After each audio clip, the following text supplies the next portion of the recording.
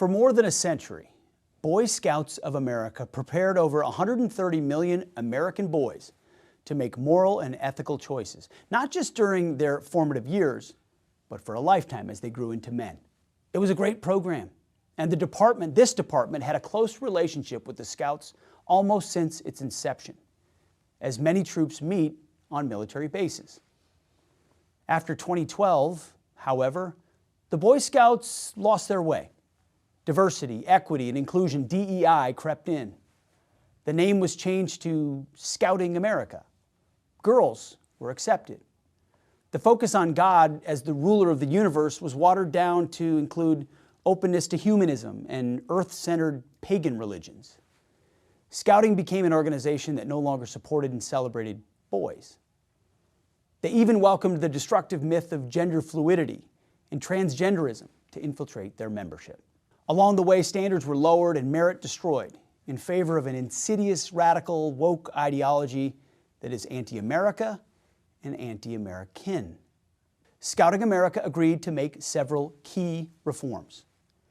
And let me briefly highlight a few of them. First, Scouting America has agreed to comply immediately with the provisions of Executive Order 14173.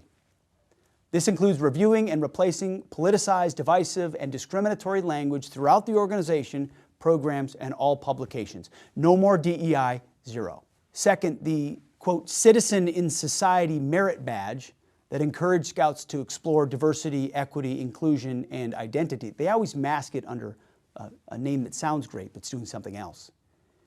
And then asks those Scouts to engage in activism on those topics. That badge has been discontinued. Third, Scouting America will modify its policy to make clear that membership will be based solely on biological sex at birth and not gender identity. Fourth, Scouting America will honor those who serve by waiving the registration fees for children of active duty, Guard, and Reserve families. Fifth, in partnership with the War Department, Scouting America will introduce a new military service merit badge. Ideally, I believe the Boy Scouts should go back to being the Boy Scouts, as originally founded, a group that develops boys into men, maybe someday.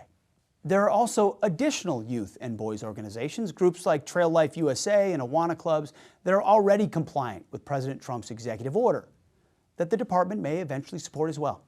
But we're watching, and we're watching closely. We look forward to providing you with updates after our 6-month review, and wish the best to Scouting America.